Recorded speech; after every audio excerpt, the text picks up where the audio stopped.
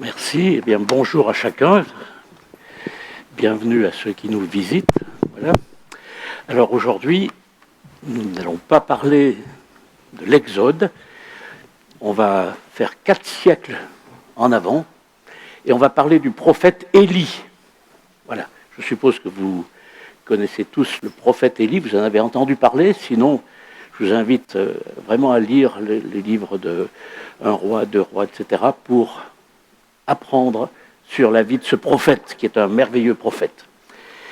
Et donc, le titre de la prédication sera « Tenir bon dans la vérité et dans la foi face à l'opposition ». Et on a vu qu'une sœur qui a témoigné, eh bien, elle a tenu bon pendant tout son cheminement jusqu'à aujourd'hui. Et c'est un encouragement. Donc je vous invite à lire tout de suite un texte dans le deuxième livre des Rois, chapitre 1, versets 1 à 18. Alors, il y a certainement des événements que vous n'avez peut-être pas en tête, mais on en reparlera. Donc, 2 Rois, chapitre 1, verset 1. Les Moabites se révoltèrent contre Israël après la mort du roi Akab. Akazia tomba par le treillis de sa chambre à l'étage, à Samarie, et il se blessa gravement. Il fit partir des messagers en leur disant « Allez consulter Baal-Zébud, le dieu d'Écron, pour savoir si je guérirai de cette blessure. » Verset 3, « Mais l'ange de l'Éternel dit à Élie, le Tishbite, « Lève-toi, monte à la rencontre des messagers du roi de Samarie et dis-leur, est-ce parce qu'il n'y a pas de Dieu en Israël que vous allez consulter Baal-Zébud, le dieu d'Écron? C'est pourquoi, voici ce que dit l'Éternel. Tu ne redescendras pas du lit sur lequel tu es monté, car tu mourras. » Puis Élie s'en alla. Les messagers retournèrent vers Akazia qui leur demanda « Pourquoi revenez-vous » Ils lui répondirent « Un homme est monté à notre rencontre et nous a dit « Allez-y, retournez vers le roi et qui vous a envoyé et annoncez-lui « Voici ce que dit l'Éternel. Est-ce parce qu'il n'y a pas de Dieu en Israël que tu nous envoies consulter Baal-Zébul, le dieu d'Écron? C'est pourquoi tu ne redescendras pas du lit sur lequel tu es monté, car tu mourras. » Verset 7, Akazia, c'était le roi, le fils d'Akab, Akazia leur demanda « Quel air avait l'homme qui est monté à votre rencontre et qui vous a dit ces paroles ?» Ils lui répondirent « C'était un homme avec un vêtement de poil et une ceinture de cuir autour de la taille. » Akazia dit alors « C'est Élie le Tishbite. » Verset 9, il envoya vers lui un chef de 50 avec ses 50 hommes. Ce chef monta vers Élie, qui était assis au sommet de la montagne. Il lui dit « Homme de Dieu, le roi te dit « Descends. » Élie répondit au chef de 50 « Si je suis un homme de Dieu, que le feu descende du ciel et te dévore, toi et tes 50 hommes. » Et le feu descendit du ciel et le dévora, lui et ses 50 hommes. Akazia envoya de nouveau vers lui un chef de 50 avec ses 50 hommes. Ce chef prit la parole et dit à Élie, « Homme de Dieu, voici ce que dit le roi. Dépêche-toi de descendre. » Élie leur répondit, « Si je suis un homme de Dieu, que le feu descende du ciel et te dévore, toi et tes 50 hommes. » Et le feu de Dieu descendit du ciel et le dévora, lui et ses 50 hommes. Akazia envoya encore un troisième chef de 50 avec ses 50 hommes. Ce troisième chef de 50 monta vers Élie et, à son arrivée, il plia les genoux devant lui et il lui demanda grâce, en disant « Homme de Dieu, veuille accorder un peu de valeur à ma vie et à celle de ces 50 hommes qui sont tes serviteurs. Le feu est descendu du ciel et a dévoré les 2 premiers chefs de 50 et leurs 50 hommes. Mais maintenant, veuille accorder un peu de valeur à ma vie. » L'ange de l'Éternel dit à Élie, « Descends avec lui, mais n'aie pas peur de lui. » Élie se leva et descendit avec ce chef vers le roi. Il lui annonça, « Voici ce que dit l'Éternel, parce que tu as envoyé des messagers consulter Baal-Zébub, le dieu d'Écron, comme s'il n'y avait pas en Israël de Dieu, dont on puisse consulter la parole, eh bien, tu ne redescendras pas du lit sur lequel tu es monté, car tu mourras. » Akazia, donc le roi fils d'Akab, mourut conformément à la parole de l'Éternel prononcée par Élie. Comme il n'avait pas de fils, eh bien c'est son frère Joram qui devint roi à sa place. Cela se passa la deuxième année du règne de Joram, le fils de Josaphat sur Juda. Le reste des actes d'Akazia, ce qu'il a accompli, cela est décrit dans les annales des rois d'Israël. Un texte un peu dur à entendre, même si dans la période où l'on vit en ce moment, on entend souvent des résultats de mort comme dans ce texte. Donc, Élie, c'est un homme célèbre en Israël à l'époque. Pensez donc. Et là, je vais utiliser une expression un petit peu, pas vulgaire, mais triviale. Élie, c'est un peu le poil à gratter du roi Akab et de sa femme, la reine Jézabel, qui osa lui parler en face, lui parler avec vérité sur sa vie. Élie, le prophète des mauvaises nouvelles, connu de tout le peuple pour avoir été à l'origine d'une sécheresse invraisemblable. Si vous vous souvenez de lectures précédentes dans le livre des rois, la sécheresse de 3 années sans pluie, c'est quelque chose de redoutable. Élie, c'est un homme qui a su défier aussi les prophètes de Baal. Mais aussi Élie, c'est un homme discret, humble, obéissant lors d'une période que l'on peut qualifier de période de formation, lorsqu'il est resté au bord du torrent de Kérit ou chez la veuve de Sarepta. Vous pourrez lire aussi toute son histoire dans l'Ancien Testament. Élie, un homme comme nous, en proie au découragement, et qui va même jusqu'à souhaiter en finir avec la vie. Et par-dessus tout, Élie, un homme de foi. Et dans notre texte, nous sommes avec le roi donc, qui a succédé à Akab et Jézabel, donc le roi Akazia, comme je l'ai déjà dit. Mais une première remarque sur ce roi Akazia, dans le chapitre qui précède le livre de 2 rois, donc 1 roi, chapitre 21, chapitre 22, pardon, versets 52-53, eh bien, on voit que la mort d'Akab, son père, donc, n'a pas résolu tous les problèmes. Son fils Akazia fut exactement comme son père, puisque pendant les 2 ans de son règne, il fit ce qui est mal aux yeux de l'Éternel, donc à l'exemple de son père et de sa mère, nous dit le texte. Et je voudrais juste au passage relever l'importance de l'exemple que nous pouvons donner à nos propres enfants et aux jeunes dans l'Église.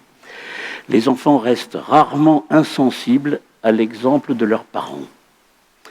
Et ça, nous le savons très bien, en tout cas les parents le savent bien.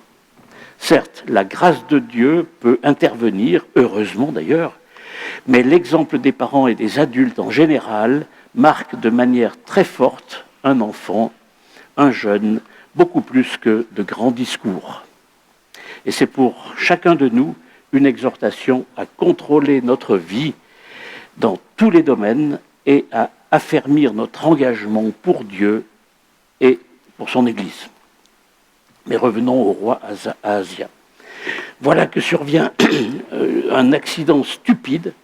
Un accident, tous les accidents sont souvent stupides. Eh bien, Akazia, il est tombé par la fenêtre de sa chambre. Voilà, c'est pas de chance. Et il n'est pas mort, mais seulement blessé. Il n'arrive pas à s'en remettre. Des séquelles persistent, et c'est là l'origine d'une nouvelle intervention du prophète Élie. Donc face à ces séquelles qu'il n'arrive pas à juguler, il commence à s'inquiéter. Et c'est alors qu'il agit comme il avait dû voir ses parents agir en pareille circonstance. Il cherche à consulter des dieux païens. Il cherche conseil auprès du dieu d'Écron, nommé Baal-Zébul. Écron était une des 5 villes principales de la zone des Philistins. Et les spécialistes pensent que le terme de Baal-Zébub signifie seigneur de la mouche. D'ailleurs, ce nom est tenace puisqu'il est mentionné dans sa forme grecque dans le Nouveau Testament, donc, vous voyez le nombre de centaines d'années plus tard, en Matthieu 12, versets 22 à 24, je vous lis le texte. Alors, on lui amena à Jésus donc un démoniaque aveugle et muet. Il le guérit, de sorte que le muet parlait et voyait. Toute la foule étonnée disait « N'est-ce point là le fils de David ?» Les pharisiens, ayant entendu cela, dirent « Cet homme ne chasse les démons que par Belzébul, prince des démons. » Vous voyez, on retrouve la trace de ces dieux païens que les Israélites ont adorés à un moment donné. Donc Achasia cherche appui et secours auprès du prince des démons. Et pourtant, Dieu a tout fait pour ramener son père Akab et sa mère Jézabel et ses descendants dans le droit chemin. Il a presque réussi avec l'humiliation de Akab, le roi Akab, on voit ça au chapitre 21, juste le chapitre qui précède ce qu'on a lu, mais il agit de façon abominable en adoptant le culte des idoles. Verset 26 du chapitre 21 qui précède, que je n'ai pas voulu lire, mais qui est important pour comprendre la vie de ce roi. Et certes, certains objecteront, comme cela a dû se passer du temps d'Élie, mais enfin, qu'y a-t-il de mal? Ce Dieu n'est qu'un morceau de bois, ou de pierre, ou une statue, ou un métal, il n'est pas vivant. Certes, c'est partiellement vrai, mais le problème, c'est que ce que représente cet objet, et surtout ce qu'il produit dans le cœur de celui qui rend un culte, c'est ça le véritable problème. Certes, l'idole est un objet, mais l'acte d'adoration fait d'elle un lieu de résidence dans le monde démoniaque. Et l'apôtre Paul nous sensibilise sur ces questions, puisqu'en 1 Corinthiens 10, 19-20, il nous dit « Cela signifierait-il qu'une viande, parce qu'elle est sacrifiée à une idole, prend une valeur particulière, ou que l'idole ait quelque réalité? Certainement pas. Mais je dis que les sacrifices des païens sont offerts à des démons et à ce qui n'est pas Dieu. Or, je ne veux pas que vous ayez quoi que ce soit de commun avec les démons. » Donc c'est un avertissement sur ces questions. Apparemment, Baal-Zébul n'était qu'un bloc de pierre ou de bois, peut-être sculpté en forme de mouche, mais il en émanait toutes sortes d'influences démoniaques, dont l'une consistait à prédire l'avenir. C'est pour cela que lorsque Ahazia envoya ses messagers consulter le dieu d'Écron, l'Éternel réagit, il s'interpose. Et c'est là que Élie intervient. Et on voit donc dans notre texte, mais l'ange de l'Éternel dit à Élie, « Lève-toi, monte à la rencontre des messagers du roi de Samarie et dis-leur, est-ce parce qu'il n'y a point de Dieu en Israël que vous venez consulter Baal-Zébul, Dieu d'Écron? C'est pourquoi, ainsi par l'Éternel, tu ne descendras pas du lit sur lequel tu es monté, car tu mourras. » Et Élie s'en alla. Et c'est alors qu'Élie est reconnu par le roi. Un homme vêtu de poils, ayant une ceinture de cuir autour des reins, ce ne peut être que le prophète Élie. Il connaissait le prophète Élie. Et c'est alors que le roi, imitant ses parents, entreprend une démarche d'intimidation en envoyant à 3 reprises un chef militaire avec 50 hommes. Pour un prophète, 153 hommes qui viennent combattre, c'est beaucoup. Les 2 premières délégations, donc comme on l'a lu, ont péri par le feu. La 3e, elle est revenue au bercail avec Élie, qui a pu délivrer son message au roi. Et on peut imaginer le courage d'Élie dans l'épreuve, seul face à la garde armée du roi, qui aurait pu l'anéantir en un instant. Et donc, il questionne et interpelle le roi. Est-ce parce qu'il n'y a point de Dieu en Israël que tu envoies consulter Baal-Zébub? Élie reste fidèle à sa mission. Il ne dévie pas. Et pour nous, je vois 3 leçons, au moins, peut-être s'il y en aurait d'autres, mais au moins 3 leçons de tout cet épisode. Donc c'est ce que nous allons voir. Le premier, c'est, comme Élie, ce texte nous encourage à rester fidèles et courageux, même lorsque le contexte n'est pas favorable. Le deuxième point, c'est de ne pas aller chercher ailleurs ce que nous avons en Dieu. Ne pas laisser Dieu au second plan. Et le troisième point, en particulier, considérons toutes les pratiques occultes qui sont plus dangereuses que le courant électrique. Je sais de quoi je parle, je travaillais à EDF. Donc. Mais les pratiques occultes sont plus dangereuses que le courant électrique. Donc la fidélité et le courage d'Élie. Ce qui est encourageant avec Élie, c'est que nous avons vu qu'il était un homme comme vous et moi, capable de moments de découragement. Et on peut entendre que tel ou tel parmi nous peut être par moments découragé. Oui, c'est arrivé aussi à Élie. Et donc nous pouvons être encouragés, stimulés par l'attitude d'Élie qui, malgré le danger, et pour la énième fois, ne dévie pas de ce que Dieu lui a demandé. Certes, et heureusement, nous ne sommes plus exposés ici en France en 2026 à des dangers tels que ceux d'Élie. Mais nous devons, malgré tout, encore et toujours affronter des situations d'opposition en lien avec l'Évangile, avec l'honnêteté, avec la moralité, point de suspension. Et affirmer sa foi dans certaines circonstances hostiles, eh bien, ça n'est pas évident. Chacun de nous, nous le savons bien. Vivre honnêtement dans certains contextes ne l'est pas non plus. Facile de passer un peu à côté des règlements. Chercher à conserver une moralité pure alors que le monde ambiant et bien des moyens modernes de communication nous poussent à céder à la tentation. Bref, nous sommes exhortés au travers de l'exemple d'Élie à tenir ferme. Tenir ferme aussi par rapport à nos différents engagements de chrétiens dans l'Église. Que Dieu donc nous y aide. C'était le premier point. Le deuxième point, donc, mettons ou remettons Dieu à la première place dans notre vie. Dieu est vexé que son peuple aille voir ailleurs. Le peuple de Dieu avait un Dieu, c'était Dieu, l'Éternel. Et au lieu de s'adresser à Dieu, le peuple est allé voir le Dieu des idoles. Il est même bien plus que vexé, Dieu. Il est indigné et très en colère, au point de condamner à mort les intervenants. Le roi était condamné à mort. Les soldats qui ont essayé de négocier, ils ont été condamnés à mort. Qui allons-nous voir en premier lorsque nous avons un problème?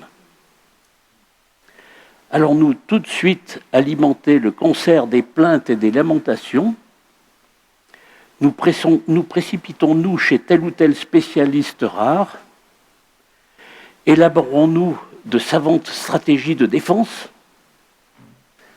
Cet épisode nous rappelle que nous devons en tout premier lieu consulter notre Dieu. Donc d'abord consulter notre Dieu. Ça n'exclut pas d'autres choses derrière, mais donc cela n'exclut pas donc que nous allions ensuite voir tel ou tel. Mais Dieu a à la première place dans notre vie. Et quand je réfléchis à ma propre vie, combien de fois j'ai pu agir tête baissée dans la précipitation sans prendre soin de remettre d'abord le problème à Dieu. Donc voilà le deuxième point. Mettons ou remettons Dieu à la première place dans notre vie de tous les jours. Le troisième point, attention aux pratiques occultes, plus dangereuses donc que le courant électrique. Je suis frappé de voir combien de fois le peuple d'Israël s'est détourné de Dieu pour des dieux étrangers, pour des idoles. Et pourtant, Dieu s'est manifesté de combien de manières pour prendre soin de ce peuple. Combien de délivrances, combien de miracles. Et patatras, chaque fois, c'est à recommencer, le peuple se détourne. Il y a là une faiblesse quasi congénitale dont nous ne sommes peut-être pas épargnés. Certes, nous savons en général que Dieu a en horreur que nous nous tournions vers des idoles. Tant mieux si nous n'avons pas nous-mêmes d'idoles, de pattes de lapin, de trèfle à 4 feuilles, de porte-bonheur divers, de gris-gris, que sais-je encore. Et si nous ne faisons pas tourner les tables, et si quand nous prenons une revue en main, nous ne nous précipitons pas à la page de l'horoscope, à la fin de la revue. Dieu a effectivement tout cela en horreur. Si tel ou tel parmi nous a une difficulté avec cela, je l'encourage à y couper court avec l'aide de Dieu et le cas échéant avec l'aide d'un frère ou d'une sœur de l'Église. Mais peut-être qu'aujourd'hui, les idoles prennent des déguisements moins triviaux que ceux que j'ai pu citer, comme les pattes de lapin ou les trèfles à 4 feuilles. Il n'est peut-être pas inutile de s'interroger sur les idoles modernes qui peuvent nous séduire aujourd'hui.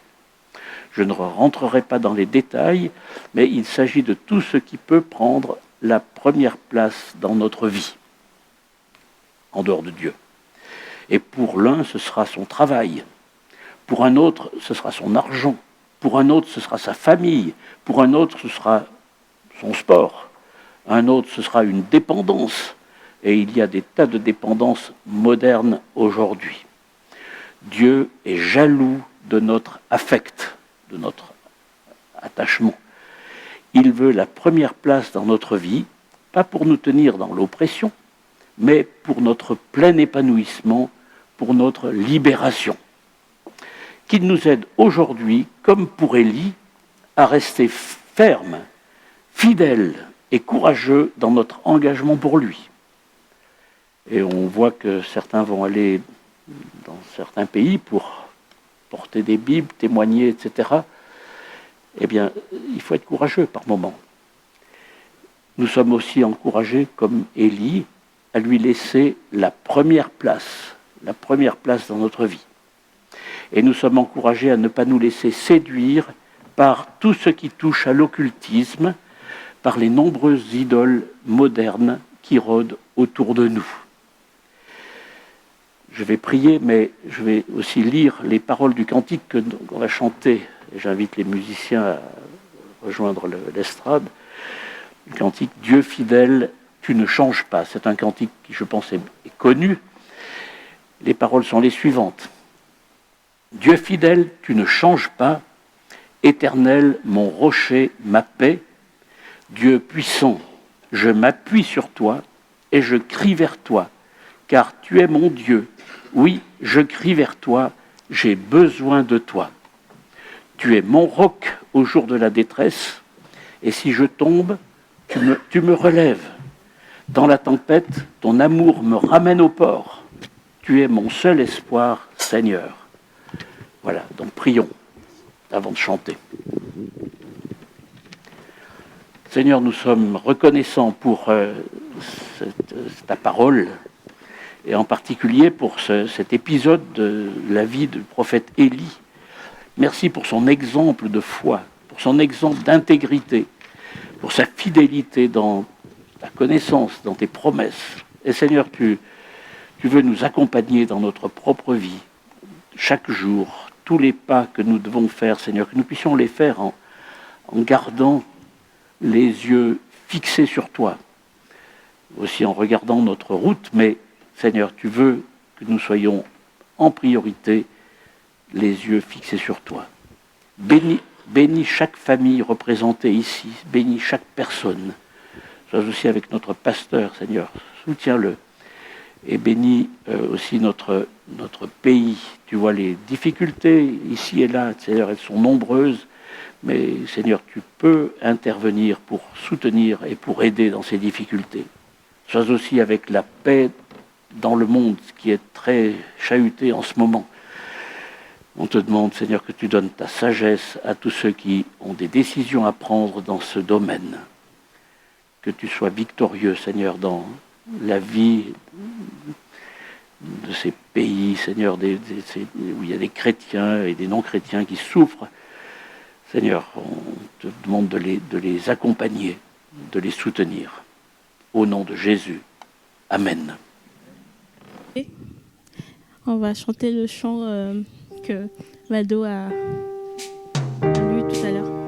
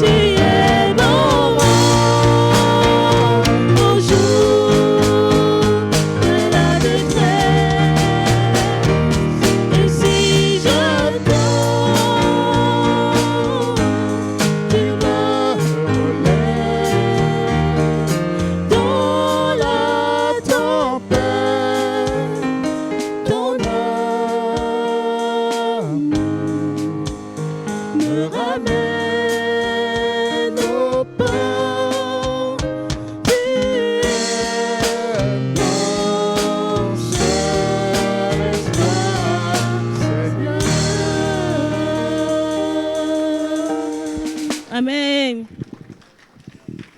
Oui. Merci Seigneur pour ce rappel. pour la parole et que, Seigneur, aide-nous vraiment, par ton Esprit Saint, que nous puissions mettre en pratique ces paroles, que nous puissions vraiment être à la base de l'unité et non de la division. Seigneur, que vraiment, guide-nous par ton Esprit Saint. Nous avons besoin de toi. Merci, Seigneur. Et c'est la fin. Je vous souhaite un bon dimanche. Et à tous ceux qui vont fêter leur anniversaire pendant ce mois qui est dédié à la femme, dans le mois de la femme. Donc, vraiment, j'invite à toutes les femmes de briller, d'exceller, voilà, faire toutes les choses parce que, on a tout un mois pour nous. Et que Dieu soit loué et bonne rentrée à tous les enfants. Bon dimanche. À bientôt. Au revoir.